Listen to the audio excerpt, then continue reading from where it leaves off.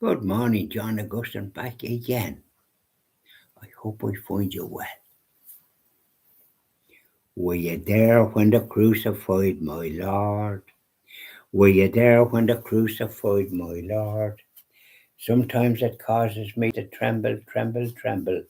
Were you there when the crucified my Lord? Were you there when they nailed him to the cross? Were you there when they nailed him to the cross? Sometimes it causes me to tremble, tremble, tremble. Were you there when they nailed him to the cross? Were you there when they took him down from the cross? Were you there when they took him down from the cross? Sometimes it causes me to tremble, tremble, tremble. Were you there when they took him down from the cross? Were you there when they laid him in the tomb? Were you there when they laid him in the tomb? Sometimes it causes me to tremble, tremble, tremble. Were you there when they laid him in the tomb? Were you there when the stone was rolled away? Were you there when the stone was rolled away? Sometimes it causes me to tremble, tremble, tremble. Were you there when the stone was rolled away? Well, you weren't because the soldiers was there guarding the tomb in case the apostles come, according to Caiaphas, that idiot, that high priestess. In case the apostles come to take Jesus away and said he was risen from the dead. Did you ever hear such an idiot? The next thing was a big noise from heaven, and that big rock was moved away without a boy or leave. They went as white as sheets and ran like jackrabbits, afraid of their shadow. And Caiaphas said, "What are you doing back here? Go back and mind that too." "Oh, no, we're not going back there. Thank you very much, how's your father?" "No, no, we're not." "Well, why is that?"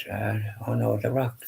The big rock was moved away from the tomb, supernatural, from heaven." "Oh, it's a different kettle of fish to see. We'll reward you." The 30 pieces of silver. But we know all about it, don't we? You can't hide the truth. Yeah. And Mary Magdalene and a couple of ladies was coming to put our Saviour's body in the tomb. And Mary went in. No sign of Jesus. She saw cloaks on the suit. She came out.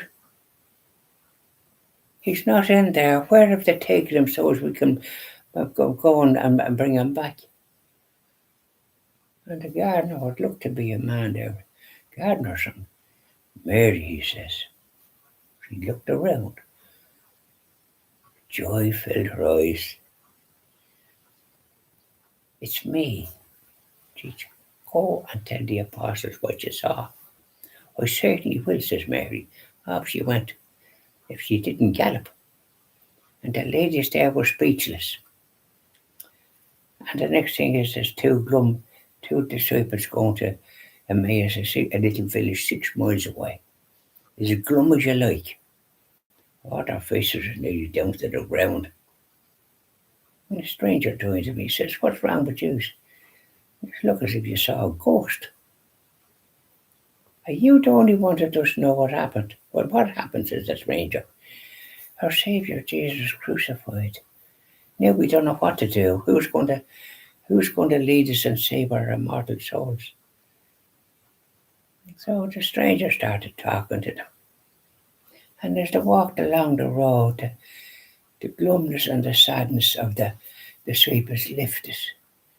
A certain amount of peace and tranquility and, if I may say, joy filled their hearts at what the stranger was saying about the scriptures and so on and so forth. And then as they neared their home, the stranger was about to go on and said to him, "Hey, don't be, it's getting late. Come and join us and have a bite to eat and stay the night and continue your journey in the morning. I'll wait to see you. Well, I'll go up with you." And up he went. And then at the breaking of the bread, they recognised Jesus and he disappeared. Well, they looked at one another. "What do you make of that?" He was with us all the way. And I remember we felt we got a great peace. We'll go back and tell the apostles. Did the apostles believe them? Did they believe Mary Magdalene? No, I'm afraid not. And when Jesus appeared to the apostles in the upper room, he gave out to them. I sent you messengers. Woe to you if you don't believe. And he showed them his wounds. And Thomas wasn't there, and then he didn't believe. And Jesus ran as he could touch his wounds. So there was another fella suffering from this doubt. And when Jesus appeared again and Thomas was there about 8 days later, he said to Thomas, put your hands here about that. And he put his hands there. And Jesus said to him, now you believe because you've seen, Thomas. Blessed are those that haven't seen and yet believe. And that's Catholics doing the centuries to the present day. And we believe certainly.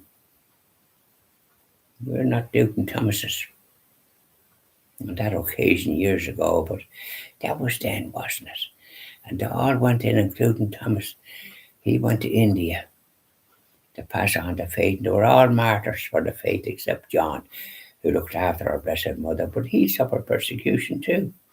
He didn't escape scot-free. So there you are. We have to tell a little story about it. There's no point in just glossing over it. You don't hear this little discourse when you're at the Holy Mass. I'd like them to talk just the same as I'm talking. And people sort of then they're able to understand. And you might say to them, be quiet and listen. And use the talk when you come into the church. No, you're in a holy place. If you're going to talk, say your prayers. Quietly. God hears it. But don't be at this riot. The church is a holy place. Silence is important. When you're speaking to God when you say your prayers, He hears it. He hears all the prayers of mankind. Yeah. Bye now and enjoy the rest of your day. Bring your coat and an umbrella. There was a few people walking there that were togged out for it. Otherwise they'd be drowned. They'll have to change their raincoats and all the rest of it, so they'll be too very wet. Bye now. Enjoy the rest of your day.